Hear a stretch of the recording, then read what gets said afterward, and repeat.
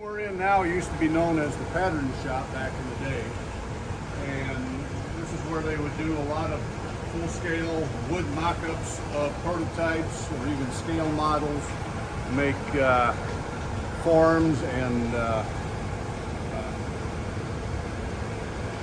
pieces that would eventually become the castings that would become the actual steel prototype part.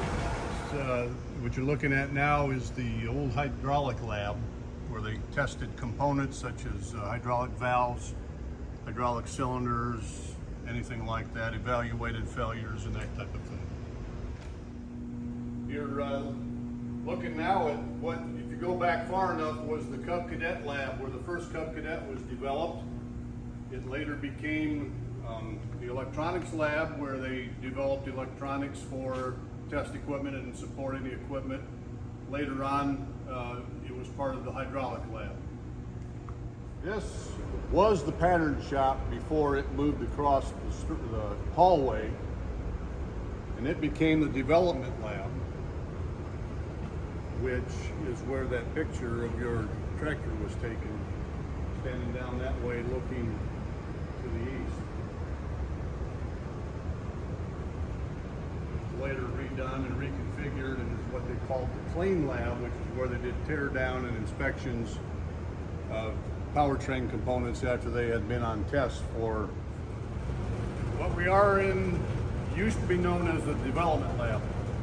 And this is where most of the high horsepower two-wheel drive tractors and some of the lower horsepower were prepared for test, inspected after test, and Herbert's 485 and 885 would spend some time here in this lab back in about 1980 or 90s, early 90s. This was the lab that back in the day was where 2+2 tractors were developed and tested, prepared for outdoor testing and that kind of thing. Just to the west of us is where the cold room is. We're looking at the powertrain lab here, where dynos would have been attached to these T-slots, where rear ends and transmissions would have been powered by electric motors and used eddy current dynos to create the load, and ran endurance tests on components, anything from gears, shafts, bearings, you name it. Some of the cold rooms that has a door between them. The one in the front was what we called the above zero cold room, and this was the below zero cold room, capable of getting down to minus 20 degrees Fahrenheit. They had access holes because you obviously couldn't leave transducers in the cold overnight. We usually did a 24-hour cold soak. So prior to any startup testing, we would feed the cables through the holes in the wall with the transducers, do a quick calibration on the instrumentation, and then you do your cold start, checking for pressures of hydraulics, temperatures in the engine, radiator, of course, any coolant, fuel temps, and that kind of thing.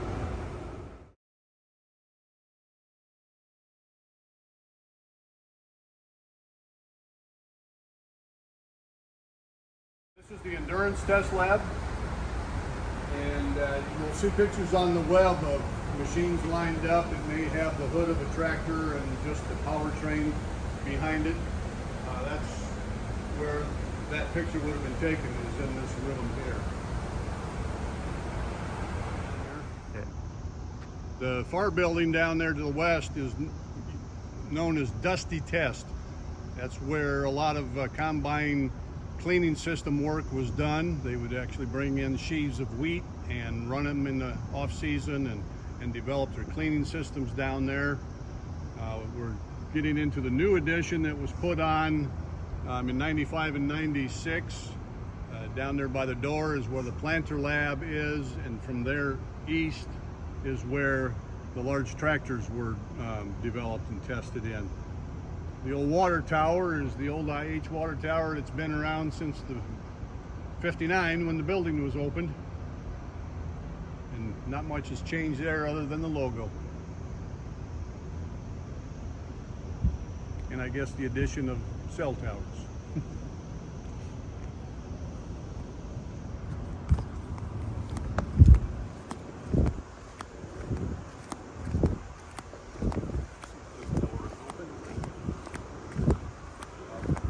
This is the development lab that we were just in. Okay.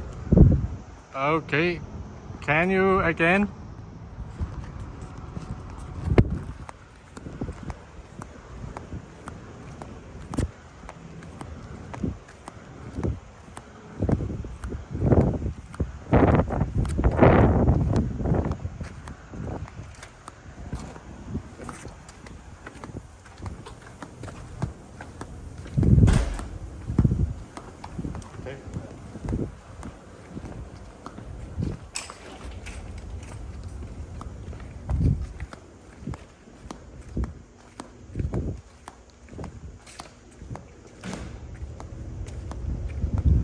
Left in here either. This was what was left of the machine shop. This was what was left of the machine shop. Obviously, it was much larger in the days that they built prototype parts here, but they would have had many more machine tools in here, lathes, the like. Welder would have worked out of here in order to maintain things on a much smaller scale in the latter years. Right about here where these new FPT cells are is where the carousel sat in the floor. So if you see pictures taken from Hinsdale back in the 70s and 80s, this is the location of where those pictures would have been taken. What we're looking at here is where the indoor farm was when this building first opened back in '59 and the early '60s. The indoor farm became impractical as tractors and machinery got bigger, but this would allow them to drag it a planter or tillage tool through the soil and actually see how it performed. The rooms down here is where F.E.R.E.C Powertrain had their offices, but prior to that is where all of the development or prototype machines would have been assembled by the union personnel here. This was known as the North Assembly area.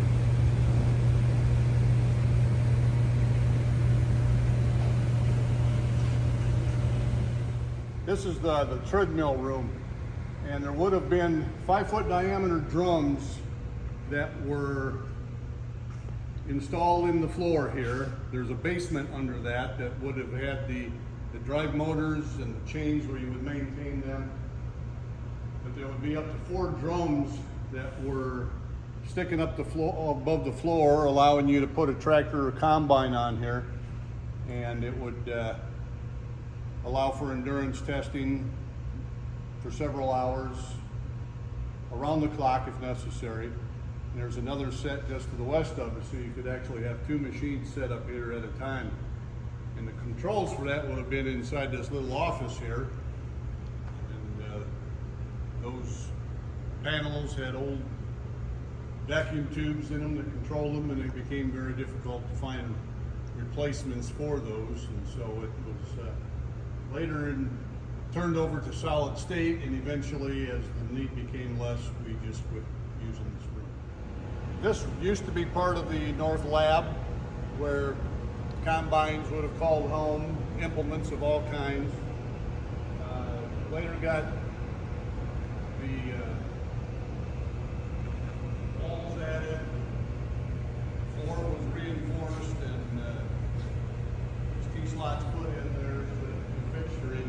This became the Applied Mechanics Lab, where any kind of stress testing for structural components was done, anything from loader frames to tractor frames, rear ends, you name it. It was done in this lab here. That is where they were set up for the famous shaker test. There was a structure here that had an MTS system. It was closed loop, very fine, intricate oil requirements in that, and they would be able to, based on data collected from the field and our own bump track, then they would bring that in here, replicate those loads, and frequencies and be able to shake an entire tractor to see what would fail or shake loose, whether it was cab components, structural components, that type of thing.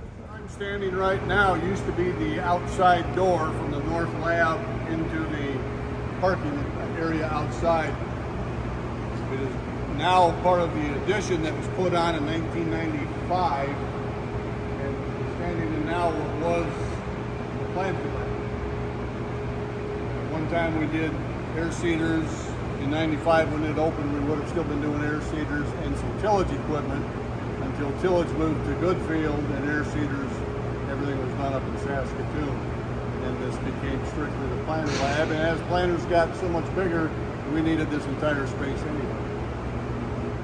This building originally was used as Dusty Test, which is where they would set up combine cleaning systems in component form and run various crop through it to develop their cleaning systems and determine settings and the actual design of the rotor and that kind of thing. They would bring sheaves of wheat in, store them, and use them then in the wintertime, off season, to be able to do their testing. We'll go up to the trackside building and then we'll see the test track. Come back to here and circle around the north side and back to the east and go upstairs and look too. Back in 1984, when International Harvester was ending its last days, 72 and 74 88 tractors were out in the field, owned by the marketing group, and until they could decide what to do with them, they were all shipped back here to Hinsdale and were lined up down alongside the end of the area that we're looking at here. A line of 72 88s and a line of 74 88s with those chrome stacks sticking up. And of course back then we couldn't take pictures inside here. I kind of regret not sneaking one. It was a missed opportunity, but it would have been something to see, and I only see it in my mind's eye today. We're standing on the test track that was a mile and an eighth around. Went down to just past the tree that you see there, over a bit, the back stretch over there just this side of that water tower, and then would loop around. Now at one time we had as many as 10 tractors under test pulling load machines around here, and you can see how wide it is or isn't. You can imagine test tractors dualed up, running different speeds because you'd be running different gears on depending on what test was underway for which tractor. And you had to time your passes. If the guy on the outside would put his front tire right on the edge, the guy to the inside put his front tire on its edge, you had enough room to snake by. But you had to complete that turn before the turn, otherwise you had quite a mess on your hands. So it was never any accidents out here that since I was around, and none that I'm aware of. But we did have a tractor burn up one Thanksgiving weekend, started a fuel fire, and the poor inexperienced driver jumped out, got it stopped, but did not pull the throttle back, and so it just sat there pumping fuel and feeding that fire. There wasn't anything left of it.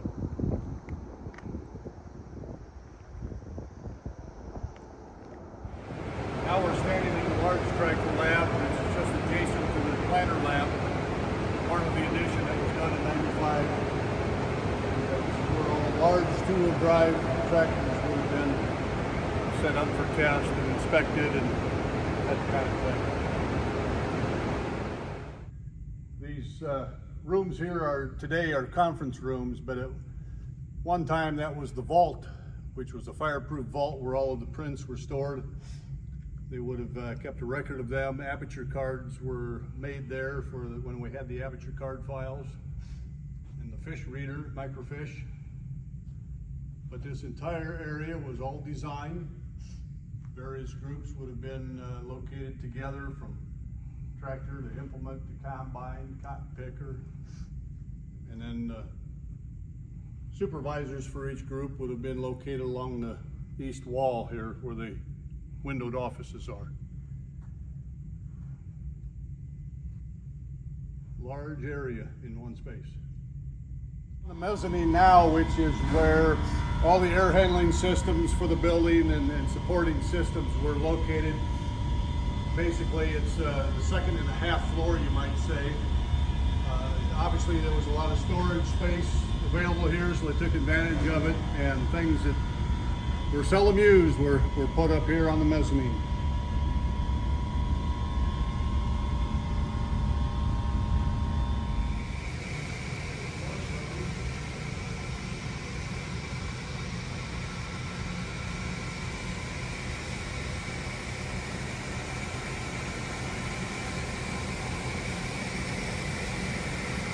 This was the north assembly area where the union shop would build the prototypes for any product that was being produced here, up until they decided to do the prototypes at the plant that they were manufacturing.